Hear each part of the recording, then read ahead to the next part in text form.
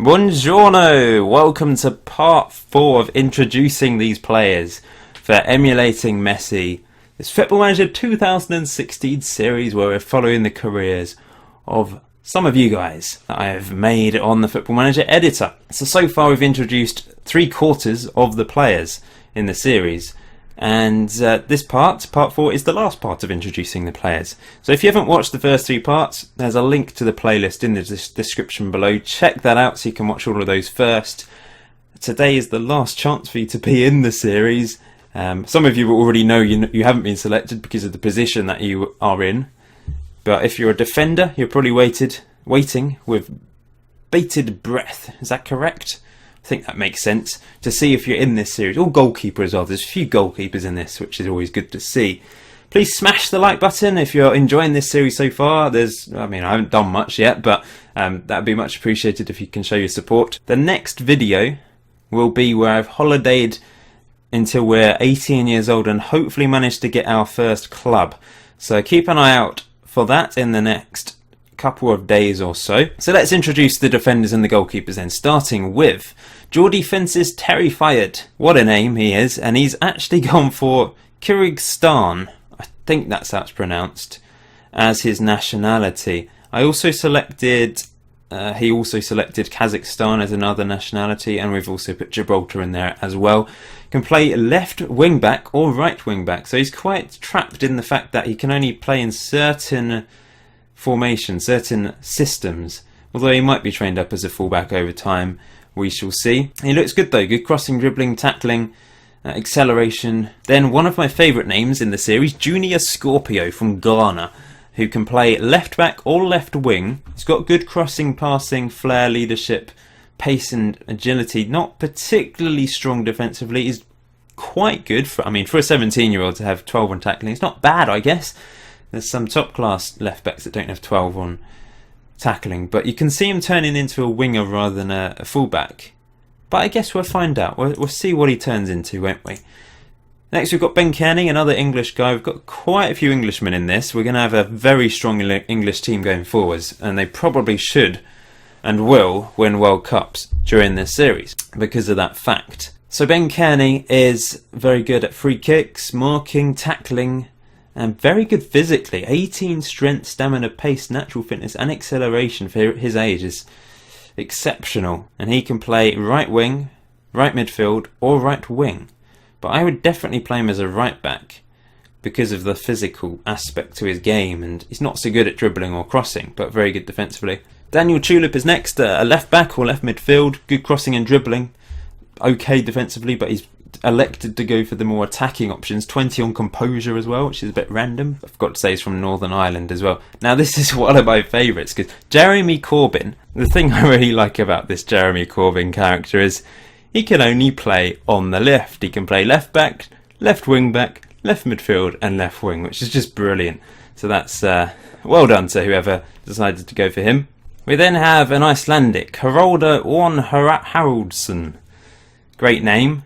Who can play multiple positions down the right wing. So he's basically the opposite of Jeremy Corbyn. Then we have Martin Flickershaug, a regular commenter on my videos. So thank you, Martin, for all your support, basically.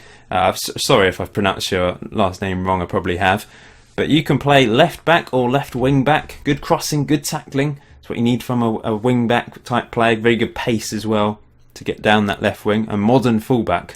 Perfect. And then we've got Matt McKay from Northern Ireland, an attacking right fullback and wing back who can bomb down the right wing with the pace and acceleration. Very poor, well not very poor, but not great dribbling or crossing, so that needs to improve. Finishing of 1, that is awful. I often see these sort of things coming out with these players there where you've got 1 on something. Then one of my favourite names, Chad Chadson from Chad in Africa. Cracking name. He's a centre-back or defensive midfielder with good tackling, passing, anticipation, pace and strength. Even you centre-backs are going for good pace, aren't you? Peter File from the Faroe Islands, a classic IT crowd joke there. Yep, so he can play defensive midfield or centre-back. Good heading, marking and tackling. I would suggest he's going to become a centre-back over time. It's good to see someone from Faroe Islands though. But now we've got another Scot, Richard Sowerby. He can play centre-back or defensive midfield and looks very strong in multiple areas of his game. Perhaps needs to improve physically, in particular jumping reach. I mean, he's got 9 on jumping reach but 18 on heading, even though he's 189 centimetres, which is 6'2", so you should be able to get up and head the ball away, but jumping reach is poor for some reason. We've then got another Icelandic, Isaac Ragnarsson, who is an exceptional centre-back here, or defence midfield. Very strong player, very good at free kicks as well, and decent at corners. Leon Kalhoff, a German, is a centre-back who has very good corners and free kicks once again. Good marking and teamwork and strength as well. Then we have another Iceland. We're going to have a good Icelandic central defence here. Johan... Gudjonsson. I know that. I don't know how to pronounce your middle name. But Gudjonsson, I know that. Marking, tackling, determination, strength and aggression are your fortes. Fortissimo. Daniel Jordan is an English centre-back. We've not got a huge number of English players at the back. But going forwards, very, very strong. But Daniel Jordan looks good, looks solid. Then we have another Norwegian, Benjamin Ripe Gulbrandsen. We're going to have a very strong Iceland, Norway and Sweden as well. A couple of Danes in there. No Finnish players have got into this though, interestingly. One Faroe Islands player. But Norway, Sweden and Iceland in particular should be very strong. We've then got Andreas Egg, I don't know. You're German as well. And half Chinese. So half German, half Chinese. And heading, marking, passing, tackling and off the ball is very off the ball for a defender. That's an attacking attribute. I'm not sure if you got confused with positioning there, but you've gone for off the ball.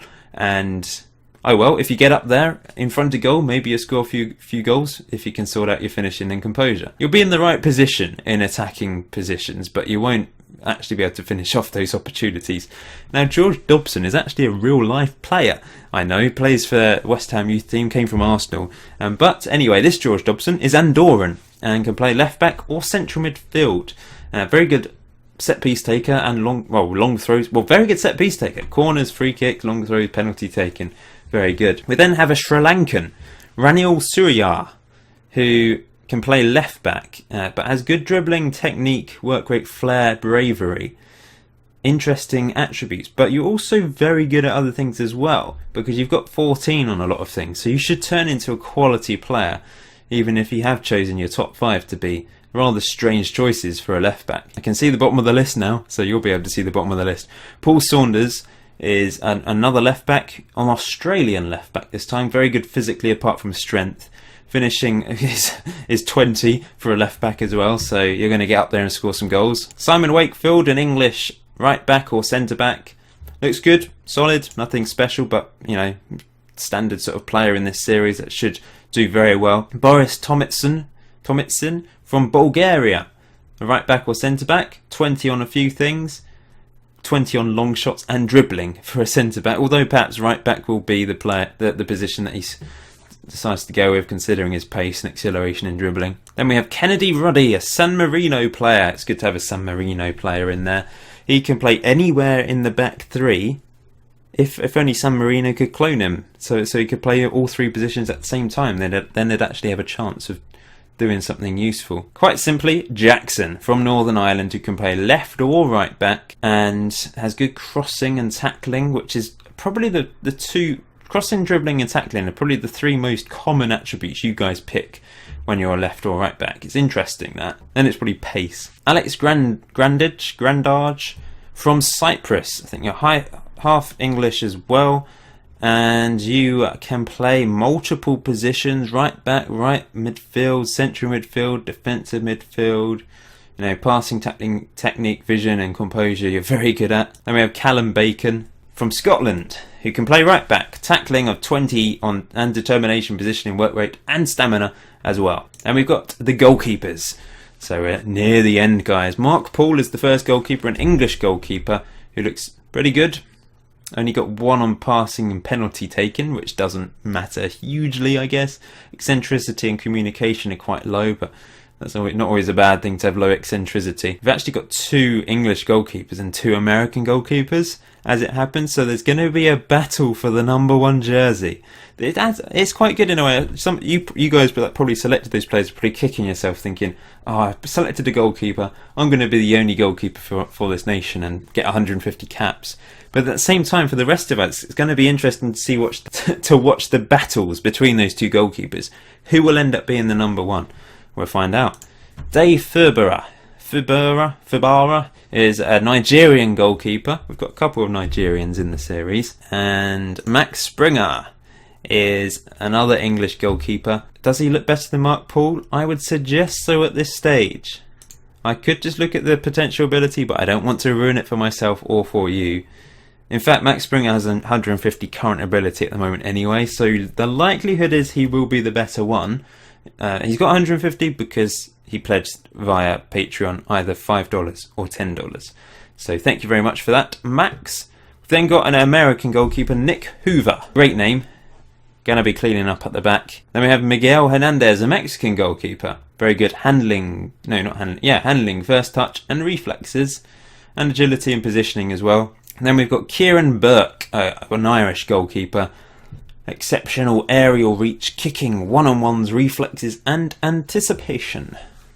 And lastly, the last player. I really hope I haven't missed anyone out. Brendan Bryan, an American goalkeeper.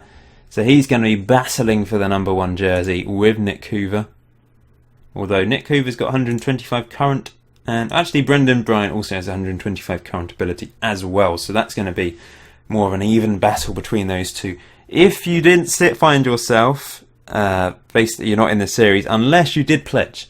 Now, if you pledged and you didn't see your player here, it's probably because I accidentally didn't add the player to the shortlist, which is how I'm obviously going to be tracking the career. So you're on the game, but I haven't added you to the shortlist. So please let me know ASAP. I'll add you to the shortlist and I'll introduce you in the 5th video at the start because I missed you out accidentally. But thank you everyone for your support, for applying for this series. I'm sorry if you didn't make it, but like I said, over 1,000 comments, and I could only really select 25 randomly because 109 players, I mean, it's too many really for a series, but I'm gonna make it work. I'm gonna be doing sort of smaller chunk videos, but more of them. So hopefully you'll enjoy this series, and if so, if you're looking forward to it, hit the like button. Subscribe if you're new to the channel. Hopefully you've already subscribed at this point. If you watch my videos regularly but haven't subscribed, please subscribe. If you don't have a YouTube account, make one. It's quite simple really. Just need a Google Gmail account, I think, nowadays. So yeah, these are all the players. Let's just have a quick look, upside down. So I'll be able to sort them various ways as we're going through the series. I mean, look how many English players there are. There's a crazy number because so many of you wanted to be in it, I guess. Lots of Irish, a few Italians, 3 Italians, 4 from Northern Ireland. We've got 6 from Norway and 7 from Scotland, I think. 4 from Sweden, 4 from USA, 2 from Wales. I thought we had 3 from Wales. We've only got 2 from Wales. I thought we had 3. I think there was, oh wait, Jonathan David, wasn't there one that was from another country and had Welsh as a second nationality? Something like that. Anyway, doesn't matter really. England are going to have an overpowered team, but we'll see how they get on. They might have some infighting. It would be quite funny if England still don't win a World Cup with all this talent. So until next time, where I will be holidaying 1 year, I hope you enjoy Football Manager, enjoy your lives, and yeah, I don't really know why I'm saying that. I'm trying to be nice, you know, trying to be happy. Enjoy yourself. That sounds wrong. I'll see you soon, guys.